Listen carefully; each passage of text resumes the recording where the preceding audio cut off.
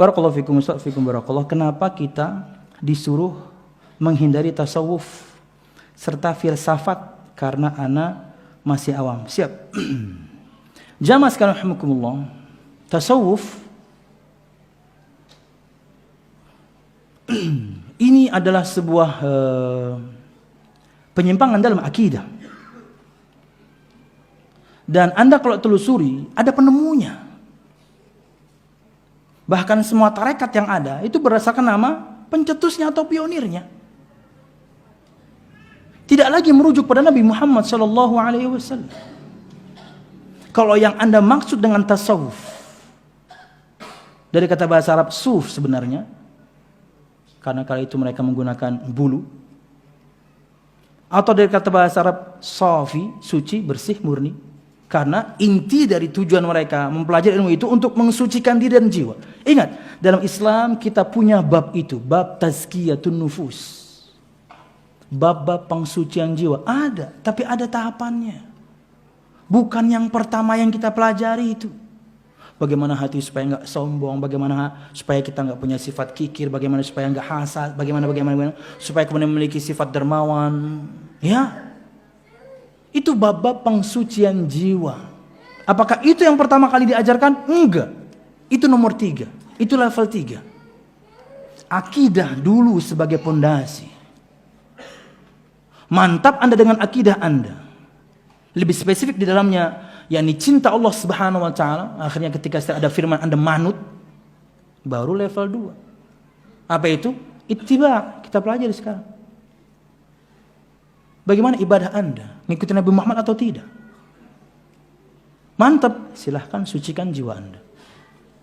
Tapi kalau dari pertama yang dipelajari adalah pengsucian jiwa, akhirnya runyam.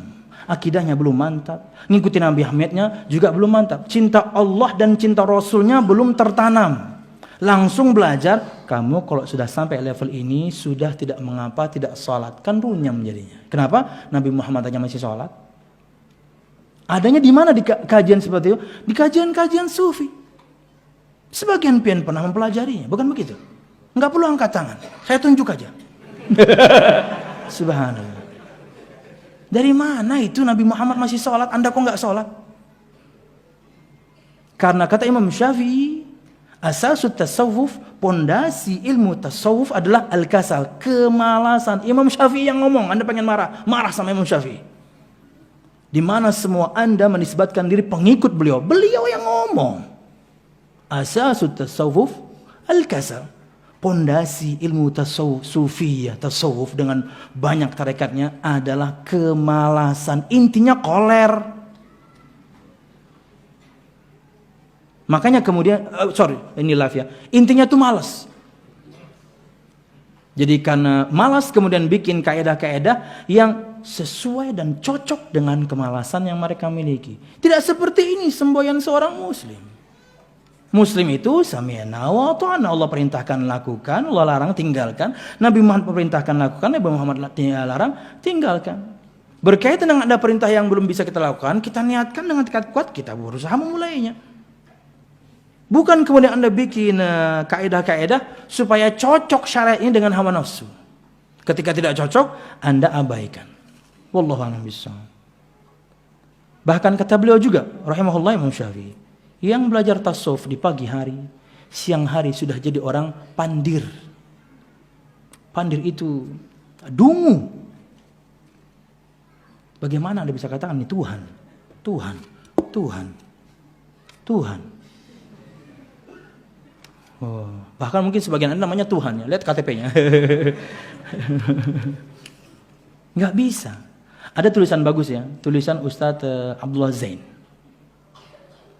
Tulisan Ustadz Abdullah Zain, Anda tulis saja Sufi Ustadz Abdullah Zain Al-Manhaj, karena ada di almanhaj.org.id. Beliau akan terangkan rumetnya kajian Sufi, mumetnya kajian Sufi. Tidak semudah agama Islam ini, simpel.